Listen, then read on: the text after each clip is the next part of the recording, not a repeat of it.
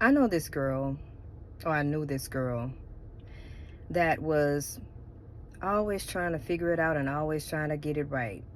But she couldn't get it right. She kept making the same life decisions and choices because she was tethered to her past.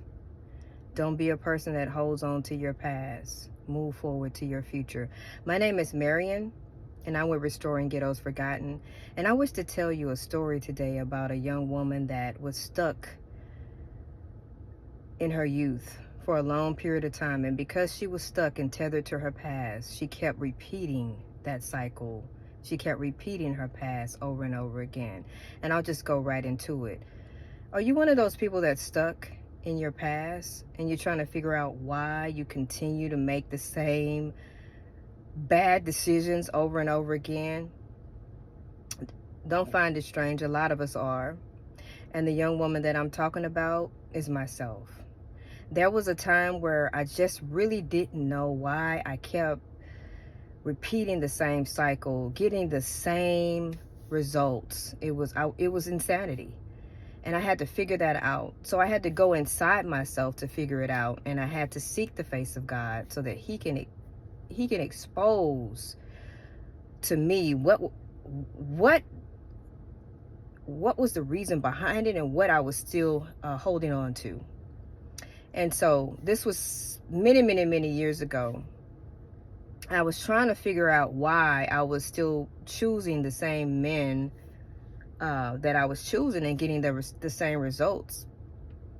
And I prayed about it, and I earnestly prayed about it. And I was trying to figure it out because it didn't matter who I was with or what I was doing. I was unhappy. There was a void inside that needed to be filled only by God and me recognizing in my life where I was my own poison. So I prayed earnestly and I asked God, and then God speaks to me while I'm sleeping. And so I could have a problem or an issue and I pray about it, and I wake up in the morning and God gives me an answer, and it's clear and it's concise, and I already know what's going on. Please excuse the background noise. I wanted to make this video because I feel like it's important. Excuse me, I'm still getting over a cold that I caught on an airplane coming back to Houston from Miami when I was on vacation. Some woman coughed the whole trip, so please excuse me. And besides, I'm allergic to the planet Earth anyway. I come outside with the trees and my allergies just start messing with me, so please forgive me.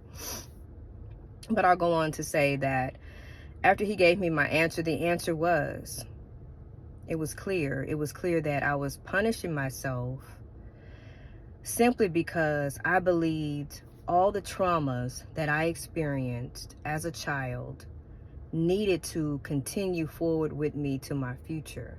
So I was still looking in the rearview mirror of my life, and that kept me making the same bad decisions, and it kept me the same way. There was no growth there until I let that go. But I had to find out what the reason why, because I honestly didn't know why. I was like, what's wrong with me? Why am I not happy? What's going on? And God had to let me know it was because everything that you saw growing up was wrong. Well, not everything, but the abuse part, the traumas, all of that was not something that you deserved. It's not something that your mother deserved. It's not something that your brothers deserved at all. And that when you think you're unworthy, when you feel unloved, when you've experienced traumatic events, you have traumatic injury, those injuries have to be healed. And I say this all the time, and that's why I always say we have to do our work. There's no way around it. But God let me know that was one of the reasons why I kept getting hurt and I kept attracting abusive men, because my dad was abusive subconsciously. Because you don't never do this consciously. You're not going to consciously go pick somebody that's going to cheat on you all the time, or somebody that has an addictive personality, somebody that's going to fight on you, abuse you, physically, mentally, in every area that you could possibly be abused. You're not going to consciously say, oh, hey, I'm going to go out and pick me an abuser today. That doesn't happen. We make our decisions in our subconscious mind. Our subconscious thoughts, they determine our actions more than our conscious thoughts. You don't have to believe me. Do the research. So I was still living in my past. I was still looking back in my rearview mirror, and I believed that I deserved the worst, subconsciously, that is.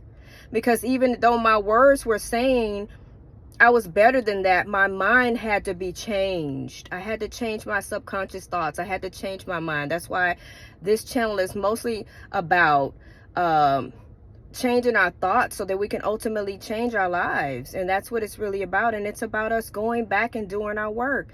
So that I brought that up because although that's over 20, 30 years ago, I'm aging myself now, but I was married at 21.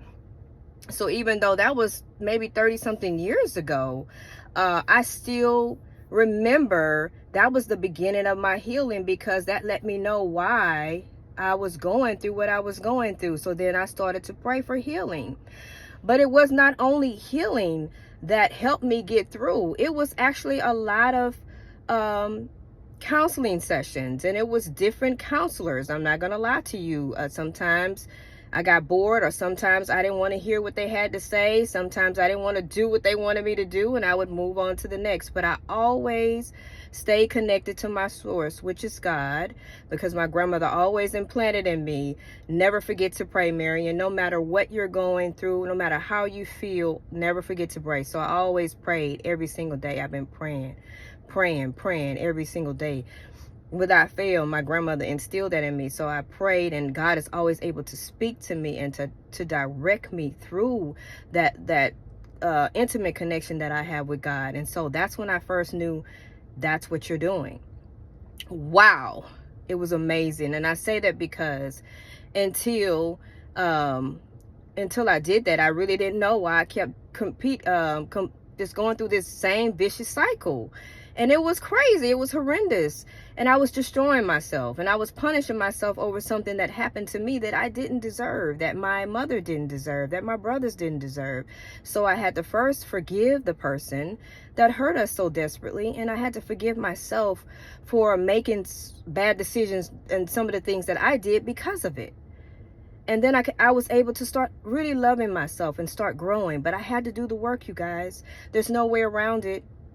I had to stop looking in that rearview mirror, and I had to do my work so that God could show me how beautiful of a future that I can have. So this is going out to the person.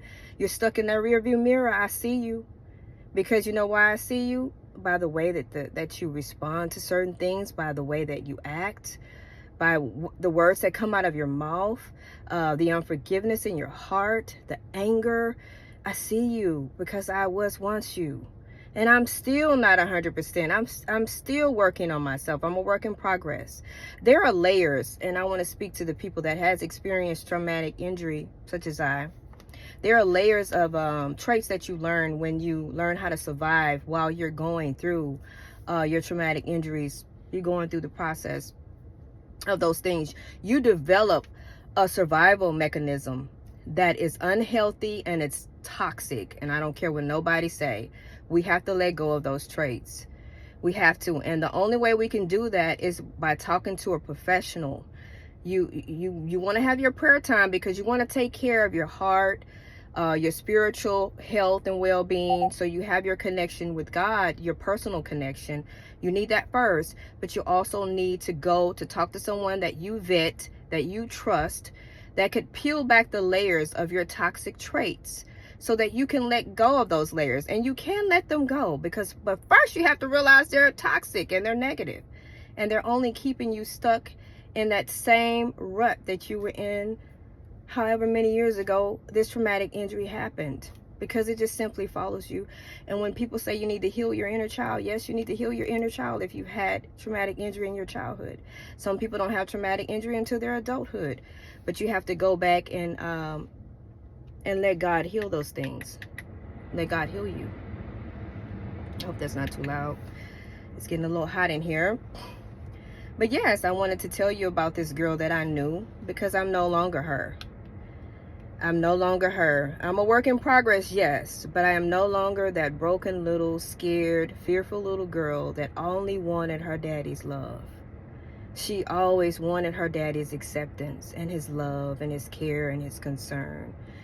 And that allowed me to think, well, the only kind of love and care and concern I saw, it was all bad and it was all toxic, so I thought I deserved it.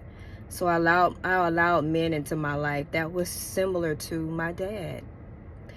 And I'm saying this because I want you guys to understand, it may not be an abusive father or a person that has addictions that has caused harm to you or traumatic injury. It could be something else, but you have to realize, you have to go back to that place where you were broken so that you can be healed. And I hope this helps somebody, because I really do love you guys. And I know that what a beautiful future you can have if you stop looking through the rearview mirror of your life and start looking forward to your future. And God loves you and he wants you to be whole. But you have to first recognize what it is that's still pulling you back to your past. And it has a lot of spiritual ramifications as well. So you have to ask for spiritual healing as well from God to heal you spiritually and physically. And then you have to go deal with your mind. Your mind is very important, because like I say, most of the decisions we make is because of our subconscious thoughts. So if we don't have the right thoughts, we haven't healed that part of ourselves by peeling back the toxic, dysfunctional layers of ourselves, then we're going to still hold on to those traits and we're going to still make those same decisions. And it's just a vicious cycle. And if you keep doing something and you keep getting the same result, then that's insanity. And we do not want to walk this plane insane our whole lives, okay? So I love you enough to tell you that. And I'm saying about do your work. I always come on here, I don't care what I'm talking about, I always eventually go back to doing your work, because that's extremely important. Without going and dealing with your mental, without changing your thoughts, you'll never be able to truly change your lives. And it's unfortunate, because even in today's world, I see so many of our celebrities, I don't follow a lot of them at all, and I try to stay out of it. But a lot of the issues that's going on with people that are considered, I wouldn't consider them leaders, but people that are important to our community, because they've been blessed with gifts that God has given them, some of them. And so they've been blessed to be able to go up the ladder pretty far. But if you notice, these people are being, I'm not going to say people are destroying them. I'm going to say they're destroying themselves due to lack of self-control. But that lack of self-control is coming from somewhere else. And until we go inside and do our work and figure that out, it doesn't matter what kind of money you make, what kind of accolades you have. You're going to always come back down to the source of your dysfunction, of your toxic traits. And we have to figure that out and learn that, because eventually you're going to have to deal with it. So why not deal with it before you get everything you've ever wanted in your life, and then it's all taken away because you lacked self-control in one way or another. Because each one of these people that I'm thinking about at the moment, and I won't mention their names, they lack self-control. One of them lacked self-control in an area where there was traumatic injury to that person he never dealt with. The other one is a possibility that he had some type of traumatic injury that makes him not lack self-control in that area. And then the other one I'm thinking about, there has to be some type of traumatic injury, because there's a lot of anger there. So that's why I'm always going to say, hey, you guys, let's do our work. Let's go back in. And, there are some people that don't trust. You don't trust because there's some type of injury there where you can't trust. So then it may be a little bit harder for you to find someone professionally that you can trust and open up to, so that they can help you pull back the layers of your pain and your dysfunction and your toxic traits. But I believe that if you pray about it and you seek your source and ask God to open that door for the right person, that you can go and do your work, I think it would be beneficial to you, and it would help you have a more beautiful, fulfilling, substantial life. So that's just me pouring into you guys. I get nothing from doing this but a full heart. So that's why I do it. I love you guys. I want us to grow and prosper and be a very positive culture, because we have to leave something behind for our children and the children to come. And why not leave them behind a healthy legacy in all areas of our lives? I love you guys. Thank you so much for tuning in on my channel. I really appreciate you. If you haven't done so already, please click and subscribe on my YouTube channel for more Real Talk videos. And I will see you soon. I'll leave you with this. Remember to love yourself. Loving yourself means you're going to love your whole total body. You're going to love your physical body. That means you're going to watch what you put in it. You're going to love your mental. That means you're going to go do your work, and you're only going to put things in that's going to grow you. And that means you're going to connect with your source, which is going to help you spiritually. Okay? So that's a whole total. It's a total thing in loving yourself. So you're going to love yourself, you're going to love God, and you're going to love others. I can't make you love others. If you don't choose not to love others, at least don't hurt them. Bye. Love you guys. Mwah.